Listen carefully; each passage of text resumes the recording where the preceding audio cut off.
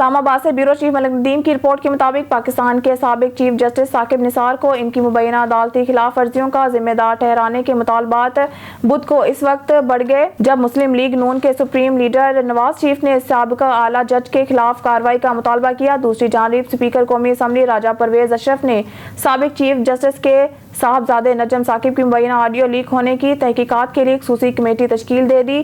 साबिक आला जज ने अपनी रिटायरमेंट के 3 साल बाद खुद को सियासी कश्मकश में मुब्तला पाया क्योंकि इन्हें मुस्लिम लीग नून के आला अफसरान की जानिब से मुसलसल तनकीद का सामना करना पड़ा, जिसमें इन पर PTI और इसके चेयरमैन की हिमायत का इल्जाम लगाया गया था। स्टैंड हाउस के बाहर एक रिपोर्टर की जानिब से पूछे गए सवाल के जवाब में 3 बार साबिक वजीर आजम साकिब निसार ने कहा कि खिलाफ कार्रवाई होनी चाहिए।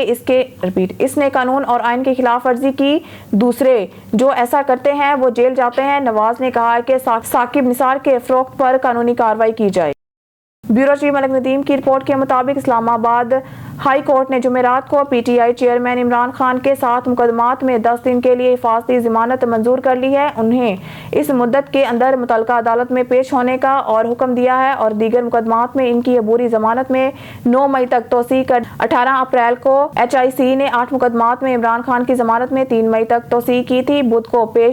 बुध को पेश ना होने के बाद HIC ने इन्हें अदालत में पेश होने के लिए 1 दिन का वक्त दिया था और इन्हें खबरदार किया था कि अगर वो ऐसा नहीं करते तो इनकी जमानत की दरख्वास्तें खारिज कर दी जाएंगी। ऐसा करो 2 दरख्वास्तें बगावत के मुकदमे में इमरान खान के लिए रिलीफ की दरख्वास्त करती हैं और एक और कत्ल की कोशिश के इल्जामात से मुतालिक जबकि 7 मुकदमात 18 मार्च को इस्लामाबाद में फेडरल जुडिशल कॉम्प्लेक्स के बाहर होने वाले तशद्दुद से मुतालिक इमरान खान समाअत के लिए पेश हुए थे।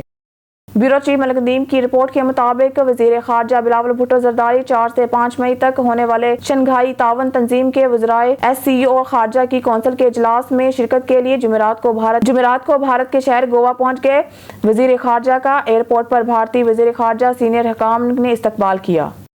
ब्यूरो चीफ मलिक नदीम की रिपोर्ट के मुताबिक आसिम मुनीर पाकिस्तान आर्मी में अपने जर्नैल चाहते हैं। फौज के आला अफसरान के अंदर बढ़ते हुए इख्तलाफात से आगाह मुनीर ने सीनियर जनरलों की तब्दीली में आहिस्ता आहिस्ता कदम बढ़ाया है। राना बनर्जी का मुशाहिदा है कि जो हिंदुस्तान की बैरूनी इंटेलिजेंस एजेंसी में RANW पाकिस्तान डेस्क के सरबराह थे। मजीद इस तरह पाक आर्मी चीफ इमरान खान को माफ़ करने के मूड में नहीं। पाकिस्तान के army chief general Syed Asim Munir Rawalpindi में आर्मी हेडक्वार्टर्स में एक इजलास की सदारत कर रहे हैं। लेफ्टिनेंट जनरल राजा नुमान महमूद बलोच रेजिमेंट एक शानदार करियर के बाद अप्रैल के महीने के आखिर में पाकिस्तानी फौज से दस्तबरदार होंगे, जिसने नेशनल डिफेंस यूनिवर्सिटी रावलपिंडी के 35वें सदर के तौर पर अपने अरूज को पहुंचाया।